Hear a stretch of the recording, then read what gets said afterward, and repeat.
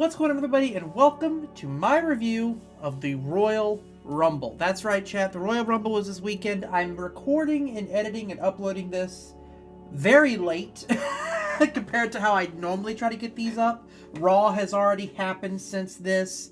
I'm going to try to get this uploaded before SmackDown happens, so that we can kind of talk and make our guesses as far as what we think is going to happen now that the Royal Rumble winners have obviously won. But I also want to obviously break down what happened at the Rumble, how we felt about it, as we always do. I actually had more than just me and Rob this time, and I apologize for all the ads. This website has never had this many ads. Quite frankly, I don't know what's happened here. But yeah, I legit, this site has never had this issue before, and now it's like there's ads fucking everywhere. And also ignore my activate windows over there. I still haven't done that. Obviously, Kane's ratings are above me. Rob's ratings are over there. But I also have John and my buddy David. He has watched wrestling with us for a while. Doesn't always get to see these PLEs live. He actually got to watch this one the day after, which is also when I watched it. So I watched this one late as well. But he was able to actually give me some ratings, with the exception of one match, which he flat out said he wasn't interested in, so he didn't watch it. I respect that, whatever. We'll only have 3 of the ratings to go off of for that one, but we move. Obviously, our ratings, they are using A, B, C, D, F ratings. Me, David, and Kane are using 0 through 10 scale, with 10 and a 9 being an A, 8 and a 7 being a B, 6 through 4 being C, 3 and 2 being D, 1 and 0 being an F. I don't think we have anything below a C this time, so we're going to be mostly focusing on 5 and above, which is really nice. Good PLE there. Let's, again, now kick off with the Women's Royal Rumble. The Women's Royal Rumble match for me was a lot of fun. It was the one Rumble where I didn't really know who was going to come out. I didn't have any inclination as far as the returns that were going to happen. Whereas on the men's side, I expected just about every participant. I actually expected a few more that didn't show up. But the men's roster is kind of bloated, so it makes sense that you couldn't include everyone. I absolutely expected the NXT women to show up. Julia, Stephanie Vaquer, Roxanne Perez. Big shout out to Roxanne being the Iron Woman of this and being the runner-up. Clearly shows that she really doesn't have much time left in NXT. I feel like she may very well be called up as of WrestleMania weekend. Maybe they have her pull double duty and face Cora Jade at Stand and Deliver and then face Bayley at WrestleMania in a singles match. It honestly feels like it's heading that way, but it's hard to say. I think that's a great first feud for her. Bayley works great with most of the women, and it also allows the main roster audience to get to know her a little bit more there. I thought she did excellent in this Rumble. I thought Stephanie Vaquer and Julia did. My biggest issue with this Women's Rumble is one spot in particular. I guess technically 2. I wasn't crazy about Charlotte Flair winning. Obviously, we haven't had a chance to talk about it on this channel since I've started doing these reviews because Charlotte's been out injured.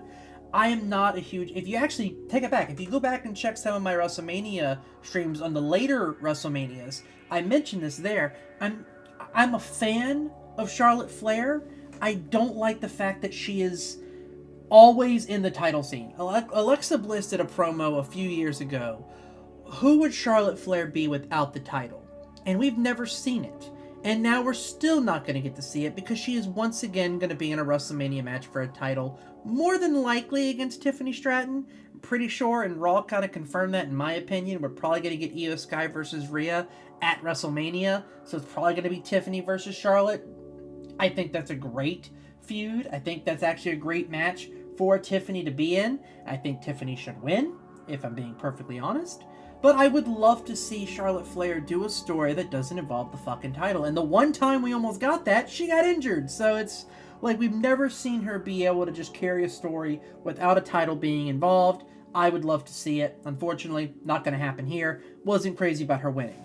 Don't think Roxanne Perez should have won. So if you're going to give it to one of those final 2, giving it to Charlotte makes sense. But I wish you could have put over Alexa Bliss here. You could have put over Io Sky here. I feel like you could have even given this to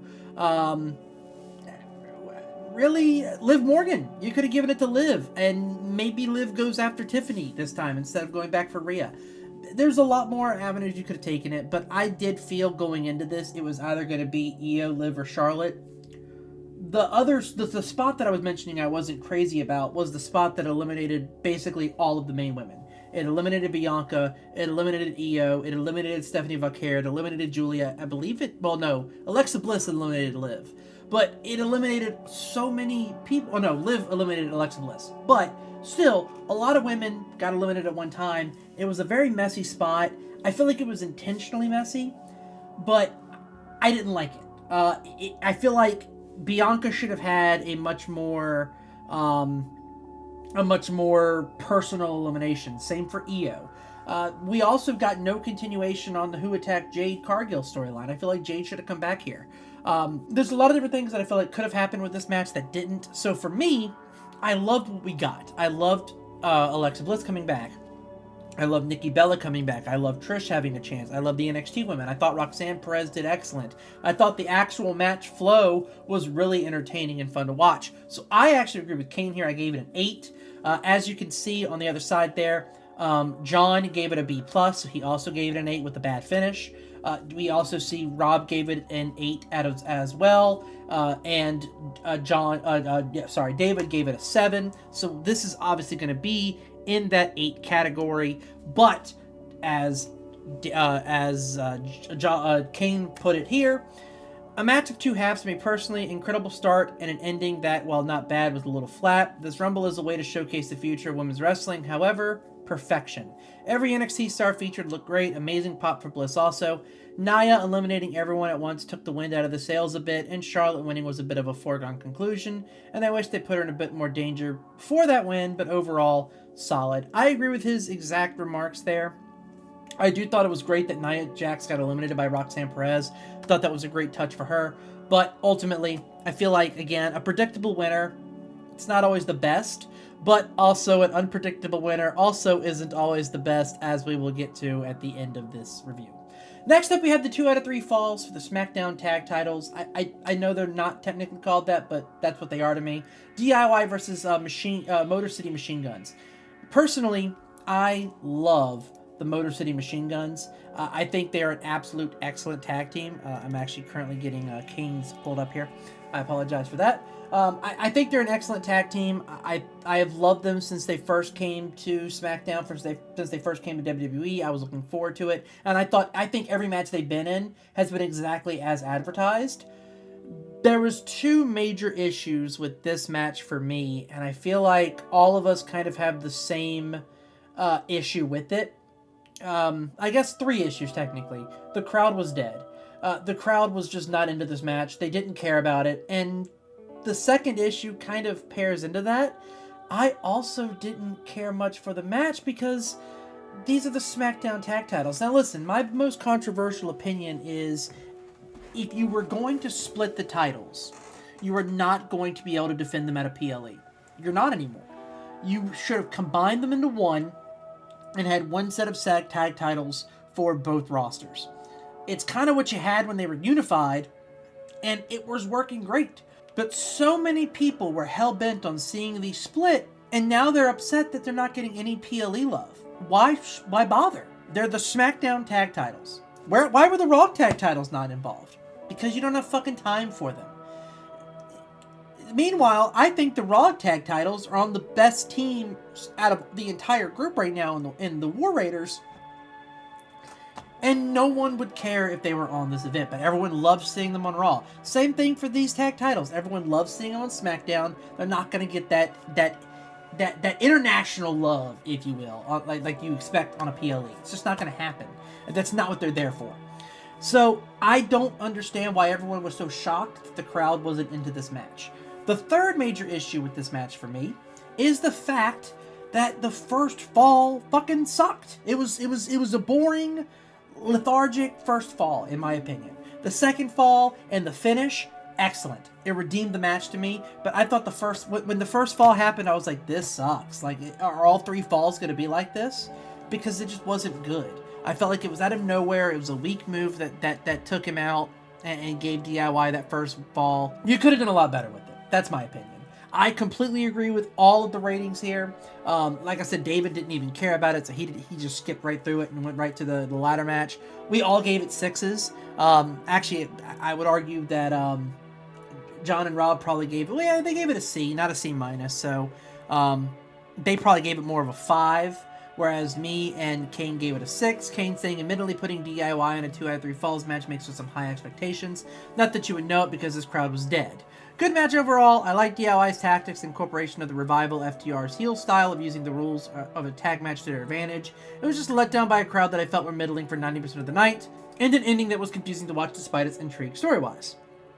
I didn't think the ending was very confusing. I thought the ending was pretty straightforward to me anyway. I was not expecting the Street Profits to go heel like they did, but I also I like the story aspect of it, so it redeemed it for me.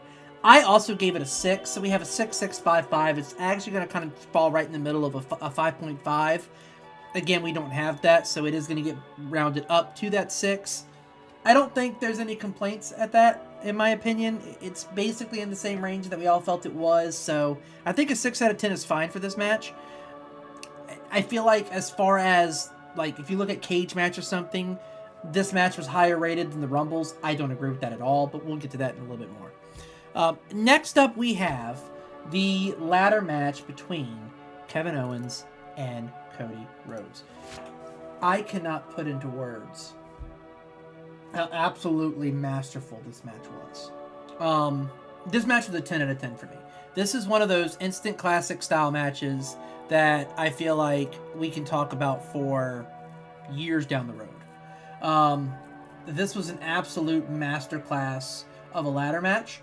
I would argue this is a top 3 ladder match that I've ever seen, and I mean that fully candidly. This, in my opinion, was absolutely Cody Rhodes' best defense. I thought Cody Rhodes put himself in far more danger, and I also think this is the best story that Cody Rhodes has had for his championship going forward. I loved his matches with AJ Styles, and I liked their first match with Cody Rhodes and Kevin Owens. This match just had so much more pressure. This is the first time in the entire reign so far that I legitimately felt like Cody Rhodes could lose this title, and it would make sense, it would work, and it wouldn't ruin the story they've been telling with him. If The Rock isn't coming back, which we now know effectively confirmed, The Rock will not be at WrestleMania, then him dropping the title here would be completely fine. I'm okay with him winning, of course, because I feel like Cena's going to win the Elimination Chamber, and of course that means Cena versus Cody is on the table, which again, we'll kind of get to that a little bit more in a little bit, but I feel like if Kevin Owens had won here, there would be no tears given to me. I probably would have expected Sami Zayn to win the Rumble, but I would have been completely okay with that. I thought the finish of this match was fucking brutal. I thought that Kevin Owens, I'm shocked that both of these two men didn't break something. Absolutely testament to their ring awareness, their psychology, their use of the ladders. Everything was perfect. I thought the moves were great. I thought the bumps were devastating.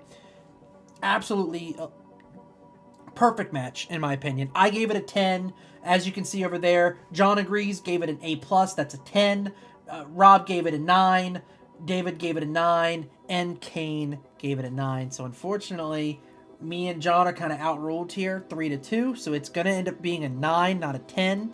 But an A is still good. Kane said, this match was brutal. It's no secret that Kevin Owens has a magnet on his back that's attracted to taking the gnarliest looking ladder bumps, and this match delivered. Several wince-inducing moments as both men put each other through hell, even dismantling ladders to use as weapons, including a small ladder just to beat each other up with. The final Alabama Slam was devastating and a great way to end the match, and it was interesting seeing Cody act like a heel at the end. I forgot to mention that.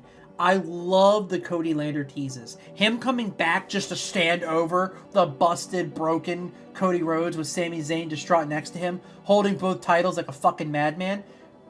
If we get Super Cena versus Cody Lander at WrestleMania, I am good for it. I'll finish Kane's review here, but I want to add something that I've noticed about these two titles, the World Heavyweight Championship and this one. and I want to know if you guys agree with me. Uh, Seeing Cody act like a heel at the end, celebrating over the somehow not a corpse that was Kevin Owens and an emotionally distraught Sami Zayn. Hope we see more of that angle. So yeah, me and Kane are basically on the same end there. Something I've noticed about these titles, and I want to know if you guys agree with me. It seems the Universal title heightens your negative attributes. Corruption, greed, manipulation, ego. It seems like if you trace it back, even before Roman Reigns won it, when The Fiend had it, it was bringing out the worst in Bray Wyatt. And Roman Reigns won it, and it magnified the big dog was dead.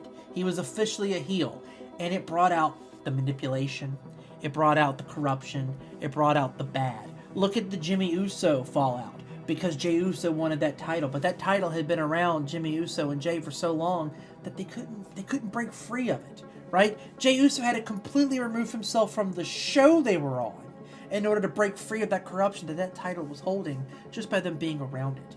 Look what it did to Solo when Solo was around it. Solo wanted it. It brought out the worst in that entire family, but it brought out the most worst. It brought out the worst in Roman Reigns specifically.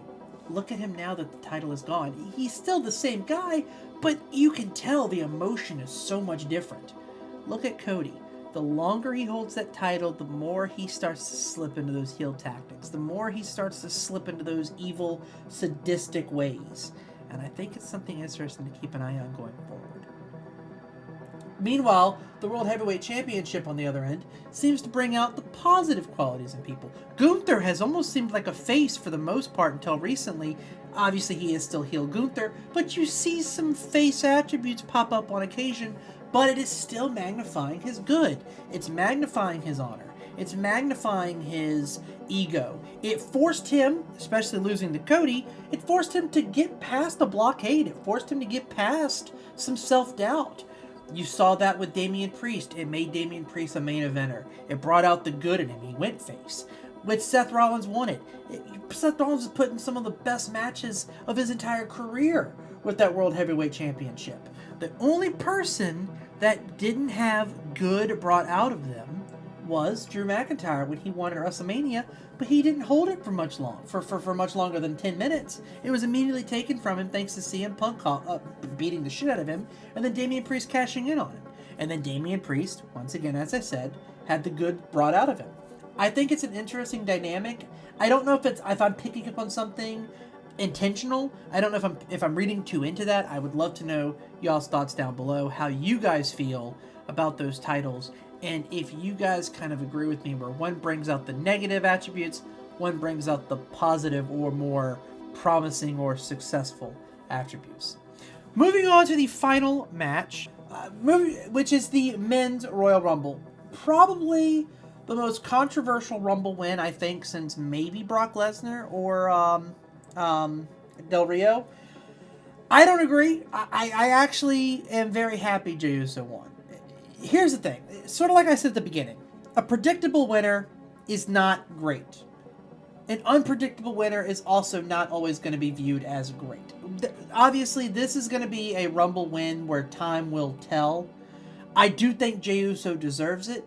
I do think that a Mania Jey Uso versus Gunther match is going to be electric. I also would not entirely doubt a Gunther versus a heel Cody. How far did that Rumble match push Cody Rhodes? Is Jey Uso the hero we need to snap Cody Rhodes out of it? His one-time best friend, his yeet brother at one time. Is Jey Uso the only one that can snap Cody Rhodes out of this fucking ballistic rage that he is now potentially on? We won't know that answer until SmackDown. Hopefully I get this up before then, so that this isn't completely wasted, but I would love to see that dynamic as well play out on SmackDown when Jey Uso goes to talk to Cody. It's an interesting way they can take it, and if they do take it that way, Jey Uso winning the Rumble makes perfect sense. I did not want Roman Reigns to win. I am not interested in Roman Cody 3 at WrestleMania. I'm not interested in it right now. Not with the dynamic both wrestlers have been on. Not interested in it. A CM Punk win, I would have been okay with. I think a CM Punk versus Cody Rhodes match would have been good. Cena being the runner-up, I would have been completely fine if Cena wins, but I do see the story they're trying to tell with Cena. He is not just going to be Super Cena and walk his way through. I also like how they're slightly teasing a heel Cena. For the first time ever in the post Rumble conference, Cena pulled his card, which he's never done in his career. He went into business for himself and said, I'm declaring myself for the Elimination Chamber. I'm not fighting an elimination qualifier. I'm in the chamber, and Triple H granted it because he's earned that. It is such an intriguing storyline, because what if we get heel Cena out of this? We wouldn't get that if Cena won the Rumble. I'm okay with Cena not winning here. Seth Rollins could have been a good winner here, but I also feel like Seth Rollins has more to work with Roman Reigns and or CM Punk. I would have been okay with the Drew McIntyre win, but I feel like that would have been more of a swerve, and I don't know how that would have gone over with the crowd. Sami Zayn would have been an intriguing win here. Again, if Kevin Owens had won the previous match, I would have almost guaranteed a Sami Zayn Rumble win. I would have been okay with that as well here. But we've already seen Sami Zayn versus Gunther, and I don't know, again, if Sami versus Cody, but that could be a move. You could have put Kevin Owens in that match and made it a triple threat for the title. There was avenues you could have taken Sami if Sami had won. I feel like those were really the only people that could have won this match over Jay. But again, I don't think Jey Uso was the worst pick. If I'm being perfectly honest with you, Seth Rollins would have been a worse pick. That's my own personal opinion. And that's not to say that Seth Rollins doesn't deserve it. I love Seth Rollins. I've been very vocal of being a huge Seth fan. I just feel like based on the two champions he would be going after, Gunther and Cody, neither of them really makes sense, given the fact that it's very clear they're pushing Seth versus Roman. Seth Rollins winning the Rumble would have ruined that. And I think that Seth Rollins would have been a worse winner here. As far as returns go, love seeing AJ Styles back. Don't love the fact that it appears that we're going to get AJ Styles versus Logan Paul, because quite frankly, I don't want to see Logan Paul right now, but I don't think that match would be a bad match by any means. Joe Hendry, I loved seeing Hendry in the match. I thought that was a huge pop for him. Didn't get a lot of returns I was expecting. We didn't see Randy. There was rumors Ilya was going to be there, but I didn't really expect Dragunov to be in there. He's training. He's still recovering from a torn ACL, so I'm not shocked that he didn't come back, even if he is training already. Outside of that, I can't really think of any major returns that I was expecting that didn't get. I am shocked we didn't get a Trick Williams showcase. I think that would have been a great spot to introduce him. I'm honestly kind of shocked we didn't get Obafemi. I mean, we got Julia and Roxanne Perez and Stephanie Vaquer, but we didn't get Obafemi, and I think he would have been a great pick to be in this. I loved the I Show Speed cameo. I thought that was appropriate. I didn't think they overstayed their welcome with it, and I love the way Braun Breaker handled things. I love the stare downs we got with this. I love the aftermath with Seth Rollins and Roman Reigns and CM Punk. I loved, again, the final two. I love the Jey Uso versus John Cena dynamic. I thought that finish was great. I thought the finish was what I wish Roxanne Perez and Charlotte Flair was. It was not a flat finish. You legit thought John Cena was about to win that match before Jey Uso dropped out and then kicked him off. I thought the final shot was perfect. Speaking of shot, that shot between Roman Reigns behind Seth Rollins with his hair starting to dry and that lion mane coming out and him just staring him down in the corner, whoever took that shot should get a raise. That was fucking amazing. All in all, I thought this was a 10 out of 10. I loved this Rumble. I think it was absolutely excellent. Everything that I wanted to happen happened. Jey Uso was one of the people that as I said, I was completely fine with Jey Uso winning. So I thought this was a perfect. I thought this was an amazing Royal Rumble from start to finish. As you can see, John is probably the only person that didn't give this an A. He gave it a B+, so he gave it an 8. Rob gave it an A. David gave it a 10. I gave it a 10. And as you can see, Kane also gave it a 10. Now, Kane wrote a lot here, so I'm going to cover my face for a moment so you guys can read while I read. An all-timer Royal Rumble, banger from bell to bell. Ray and Penta starting, banger. I Show Speed getting destroyed, banger. Joe Hendry, banger. Roman, Drew, Jay, a returning AJ Styles, Cena, Punk, Seth, and then Dom, all within 10 entrants, banger. Punk, Roman, and Seth fighting, banger, and then Jey Uso as your winner. I'll be the first to say that I rate in-ring performance highly. But to put it bluntly as possible, when it comes to Jay, shut the fuck up. He isn't a 5-star bell to bell, but he's shining brighter than one. He's one of the main attractions in wrestling right now. My only faults with this match, Braun throwing out Fatu, and Drew's weirdly sudden elimination. I do agree with that. Drew McIntyre being eliminated randomly, like he was, and also potentially pissed him off. Not the best look, not the best thing. I don't know who pissed him off or who fucked that up. I'm okay with the Priest and Drew rivalry coming out of this, but I don't know who fucked that up, but apparently Drew McIntyre was not happy.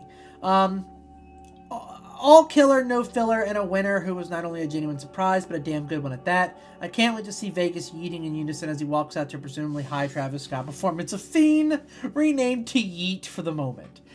I agree with him. I think the 3 10s and the 9 are going to offset the 8, and I think this is going to end up being a 10 out of 10 match here. I think this is a great card. I love this Rumble. I don't understand the cage match hate. I don't understand the internet hate. Then again, yes, I do. The IWC bitches about everything. I'm completely fine with this. I'm completely fine with this from start to finish. I think again, like I said, the Women's Rumble, it was either going to be Liv, Io, or Charlotte. We got Charlotte, so that was predictable. The men's roster could have gone 15 different ways. It went one. I'm okay with it. The only match on here that I thought was a disappointment was that tag match, and I think the crowd caused part of it. And that first fall, again, like I said, sucked. All in all, great Rumble card. It is going to end up averaging out to, I believe, an 8, just because of that 6. That's going to cause some issues there. Like an 8 point, or like a 7.5 or something like that. A 7.75 is what it's going to end up being. It's going to average up to an 8. I have no problem with this pay-per-view as a whole, or PLE, whatever you want to call it. I would love to know your thoughts. Where do you think this is going to go? Who do you think is going to be the Elimination Chamber? Who do you think is going to win the Elimination Chamber? Who do you think Jay and Charlotte are going to pick? Do you think it's going to be Charlotte versus Tiffany like I do? Do you think it's going to be Jay versus Gunther like I do? Again, would love to know your thoughts down below. Let me know. I will see you all next time when we review the Elimination Chamber. Or if you guys want to see my gaming content, I've got a couple of things coming for that too. But I will see you all next time. Peace.